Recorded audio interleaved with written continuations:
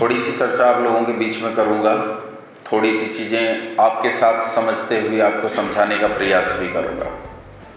बहुत सारी बातें ऐसी हैं जो आप जानते हैं और हर साल सुनते हैं। उसे सुनकर ऐसा लगता है जैसे हम पीसे हुए को पीसे जा रहे हैं। तो कुछ पीसे हुए को पीसना भी रहेगा, लेकिन उसका एक लक्ष्य रहेगा। तो आइए कुछ चीज़ें समझते हुए आपको समझाने का प्रयास करता हूँ। संसार में सामान्य रूप से देखने पर हमें दो चीज़ें दिखाई देती हैं। बहुत सामान्य स्तर पर समझेंगे हम, क्या हमें दो चीज़ें साफ साफ दिखाई देती हैं। एक वो जिनमें जीवन है और एक वो जिनमें जीवन नहीं। एक लिविंग्स और एक नॉन लिविंग्स।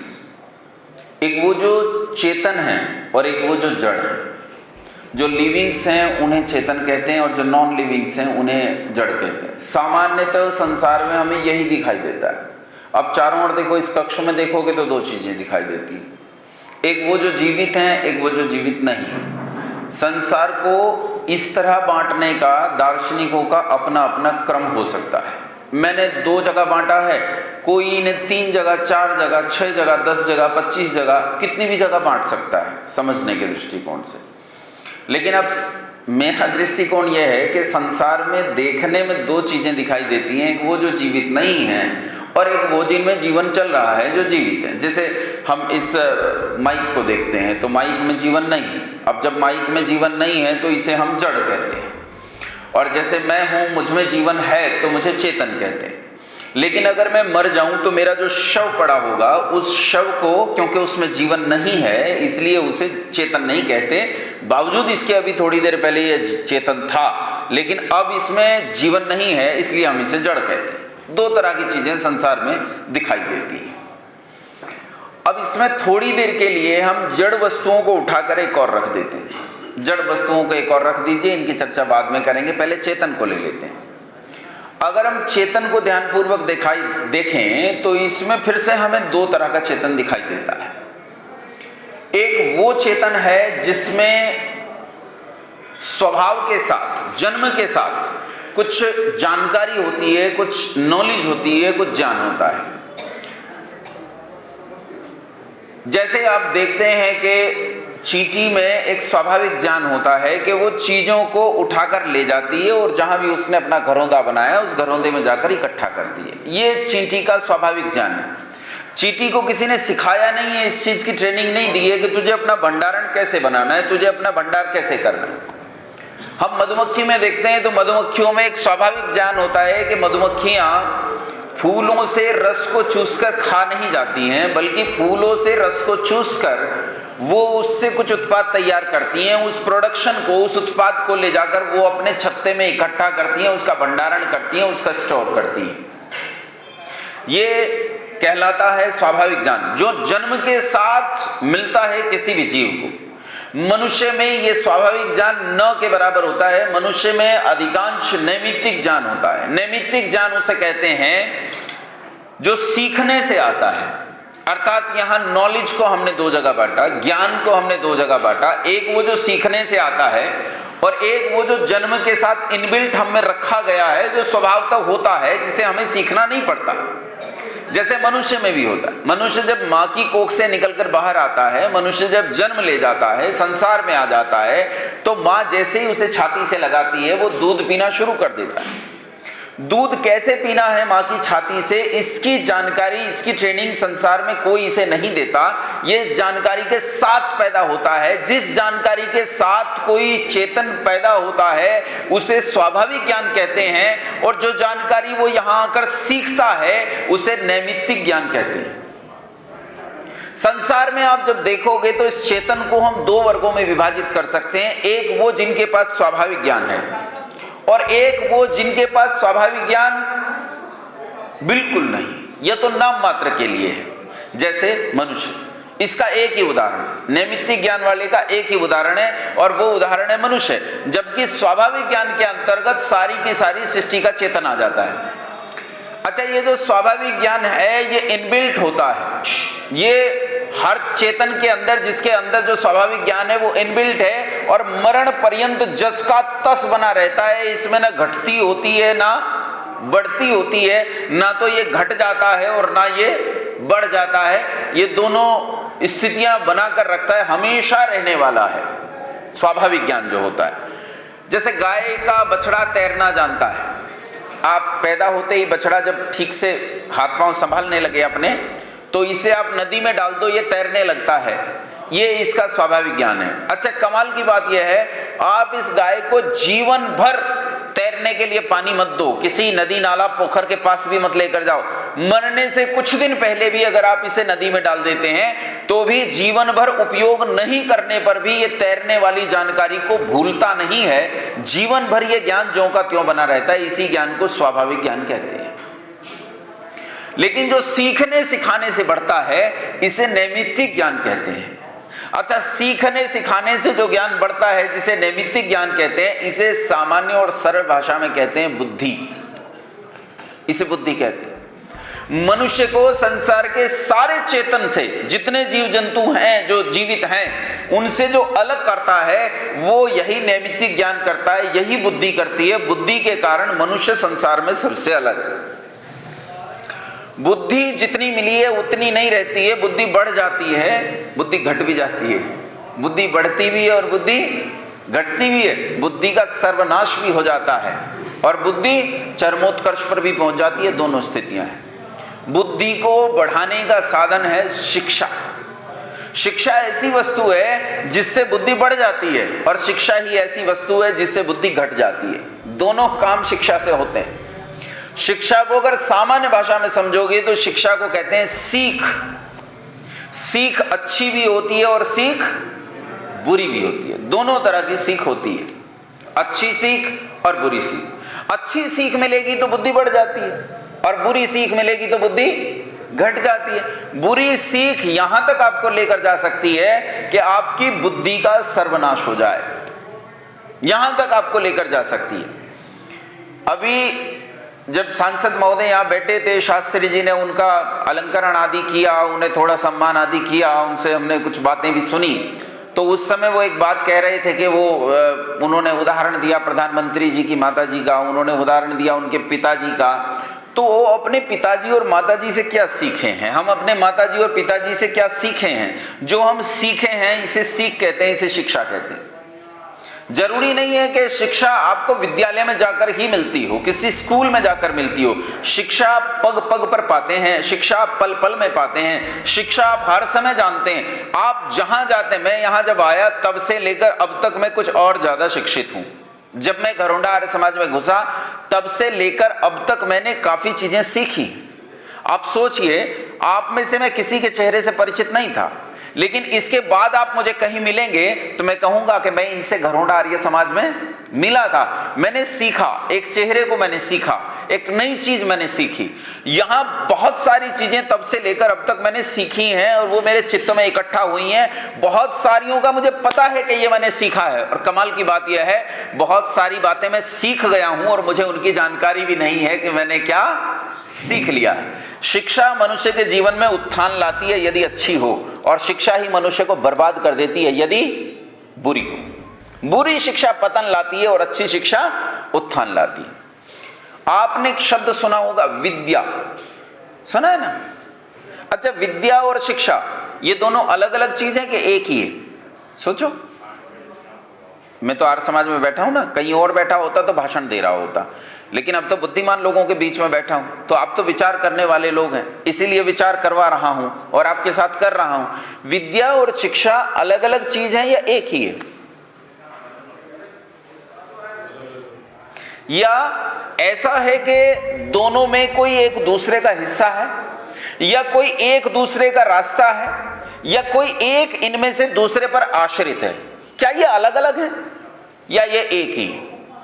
हम विद्यालय में जाते हैं, नाम ही है विद्यालय। नाम क्या है? विद्या का आलय, विद्या का आलय। लेकिन जब इसके अंदर घुसते हैं तो उसके पिलर्स पर, उसके बोर्ड्स पर लिखा हुआ मिलता है शिक्षार्थ आइए सेवार्थ जाइए, लिखा रहता है शिक्षार्थ। अब नाम विद्यालय है और आइए किस निमित्त? प्रयोजन क्या है आने का? शिक्षा लेने के लिए आई है। कमाल है, आलय विद्या का है, घर विद्या का है, लेकिन दे रहा है क्या? शिक्षा। तो इससे लगता है कि शायद शिक्षा और विद्या एक दूसरे के समानार्थक हैं, सिनोनिम हैं, एक ही अर्थ के पर्यायवाची शब्द हैं। क्या ऐसा है? क्या ऐसा है कि ये दोनों एक ही हैं, या ऐसा है कि शिक्षा अलग वस्तु है और विद्या अलग वस्तु है? न जाने क्या। और आज समाज की स्थिति यही है, वास्तविकता यह है हम चीजों को ठीक से जानते नहीं। असल बात यह है कि हम अपनी टर्मिनोलॉजी भूल गए, अपना शब्दकोश भूल गए। हम जानते नहीं हमारे अमुक शब्द का अर्थ क्या है और अमुक शब्द का अर्थ क्या है। हम अपने शब्दों का कार्य व्यवहार, उन शब्दों की परिसीमाएं तक भूल गए हैं कि शब्द क्या व्याख्या करता है, शब्द क्या देता है। और ऐसी स्थिति में समझ जाइए कि हम अपनी शिक्षा से दूर हो गए हैं, क्योंकि हम अपनी ही चीजों को समझना बंद कर दिए हैं। लोग गाते रहते हैं, मंदिर में खड़े होकर एक भजन सुना होगा ना आपने, आरती सुनी होगी। क्या आरती सुनी है? ब्रह्मा विष्णु सदाशिव जानत अविवेका, प्रणवाक्षर के मध्य ये तीनों एका। अगर ध्यान से सुनो, इसे कहते हैं ब्रह्मा विष्णु सदाशिव जानत अविवेका, प्रणवाक्षर के मध्य ये तीनों एका। अर्थात जो ईश्वर को ब्रह्मा विष्णु और सदाशिव के रूप में जानता है वो तो अविवेकी है, मूर्ख है, पागल है।